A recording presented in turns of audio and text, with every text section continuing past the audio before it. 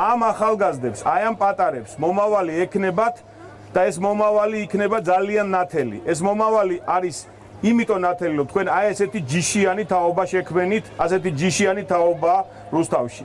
უჭკვიანესი, ულამაზესი და ისინი აუცილებლად იქნებიან წარმატებულები. მე გთავაზობთ ჩემი მერად არჩევიდან 3 წელიწადში 100 მილიონი დოლარი ინვესტიციის მოტანას ამ ქალაქში.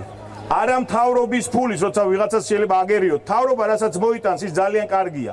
იმის ზემოთ მოვიტანთ 100 მილიონ დოლარს ამ ქალაქში და ამ 100 მილიონი დოლარით 10,000 სამუშაო ადგილს შევქმნით. და ამ 10,000 სამუშაო ადგილით მინიმუმ გავაორმაგებთ რუსთავის ბიუჯეტს.